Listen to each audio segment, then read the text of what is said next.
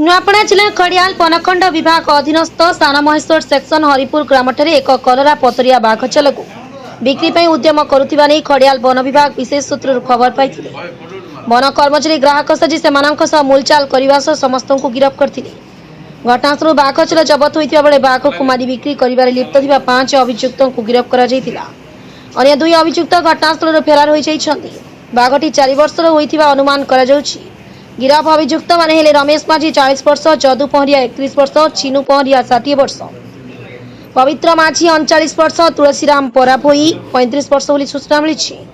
नेखड़ियाल वनांचल कार्यालय एक केस नंबर OR64/2024-25 रुजु होई वनखंड आईन धारा अंडर सेक्शन 9, 39, 44, 49A, 49B आईन बल समस्त अभियुक्त मानकु गिरफ करा जायतिबा सूचना मिली। अभियुक्तों 2 गोटी बाइक, 5 गोटी मोबाइल फोन जबत हुई। खड़ियाल वनखंड अधिकारी अजीज खान और सांबादिक सम्मेलन में एने सूचना देइछन्ति। ए चढ़ाऊ खड़ियाल SEF मोहम्मद सालिहा, खड़ियाल रेंजर संस्कृति बड़नायक, खड़ियाल फरेस्टर कंदर्प सुनानी, सानमहेश्वर फरेस्टर धर्मेन्द्र नायक, फरेस्ट गार्ड नरेश दंडसेना, मिताराणी साहू, प्रसन्न हंस प्रमुख सामिल थिले। कलरा पतरिया बाघ को मारी छाल बिक्री ପାଇଁ उद्यम नहीं नहीं पड़ोशी छत्तीसगढ़ राज्यर सीतानंदी अभयारण्य वन विभाग को खबर मिलता। समस्त अभियुक्तों को आज कोर्ट चालान कराजियो बोली से सूचना देइछन्ति। नुआपड़ा जिल्लारू रिखिराम तलंक रिपोर्ट, जयदीप न्यूज।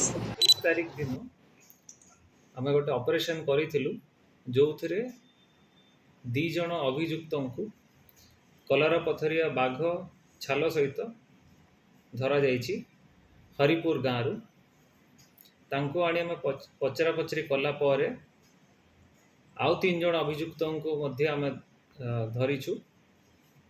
तो टोटल एबे 5 जन आम कस्टडी रे अछंती जो मानन को कोर्ट चालान करा जीवो। आउ गोटे लेपर्ड स्किन, 2टा बाइक आउ 5टा मोबाइल फोन मध्य आम जबत करिछु। आउ 2 जन फेरार अछंती जो मानन को धरिबार उद्यम चलीछि। यार पाई इनफॉरमेशन आमको Udanti Sitanadi tiger reserve staff माने देइथिले जहाँ को बेस करिकी आम ए ऑपरेशन टा करिथिलु।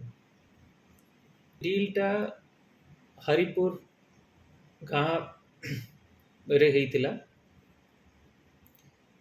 आउ डील हेला बेले ही से मानन को धरा जाइथिला। रेखाटा आगु चलुला कि काना जदी कला बुझे सेईटा आमे बे आउरी खोजा खोजी करूछु। आउ जहाँ जते बेले इनफॉरमेशन आसीबो आमे निश्चय आपण मानन को जण केतेटा भाग छल थिला गोटे धरा पड़ीछि। आमे फर्दर इंट्रोगेशन भी करूछु कि खोजा खोजी करूछु कि आउ किछि थाई पारे कि एबे जे एमती हमको सूचना मिलिनी, किंतु मिलिले आमे निश्चय ता ऊपर कार्यानुष्ठान करिबो।